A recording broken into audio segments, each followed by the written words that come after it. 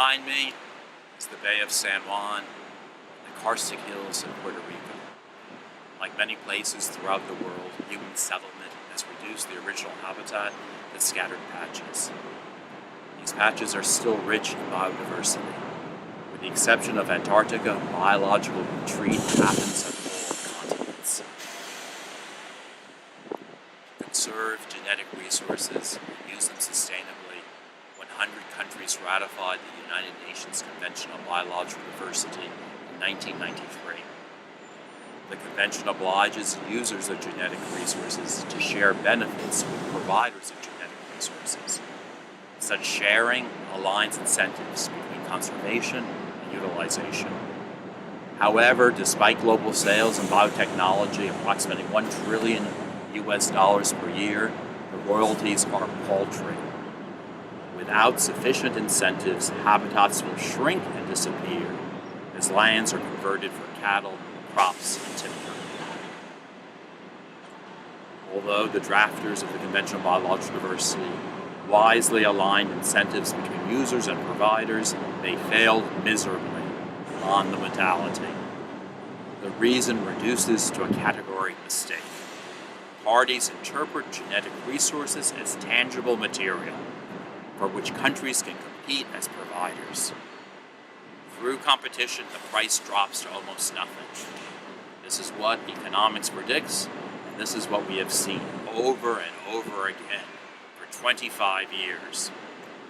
In 2015, Brazil institutionalized the race to the bottom, with royalties as low as 0.1%.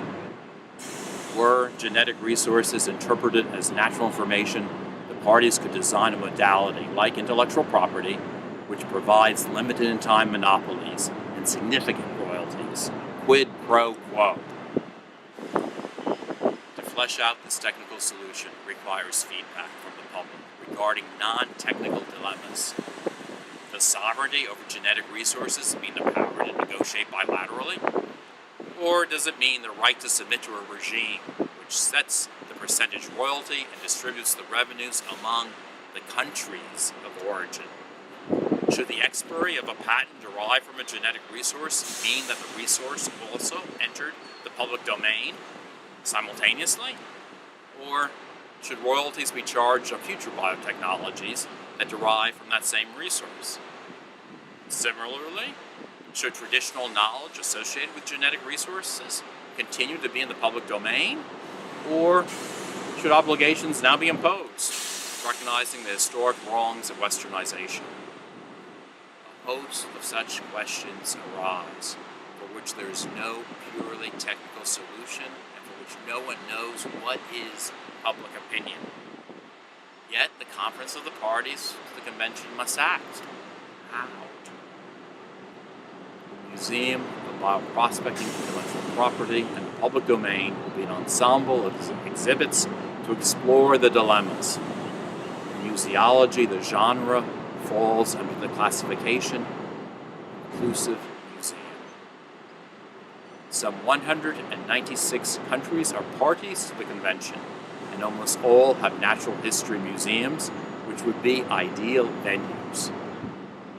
The nucleus for creating and coordinating the exhibits will be the Puerto Rico Science, Technology, and Research Trust, where feedback will be analyzed to inform the conferences of the parties to the Convention on Biological Diversity. Success will be measured in the short term by the decisions made by the conferences of the parties regarding the global multilateral benefit-sharing mechanism, which is Article 10 of the Nagoya Protocol. Do the decisions cohere with economics?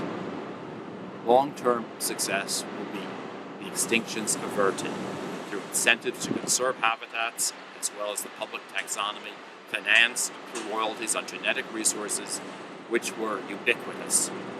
In sum, the Museum of Bioprospecting, Intellectual Property, and the public domain enables a sustainable change in the global system of land use.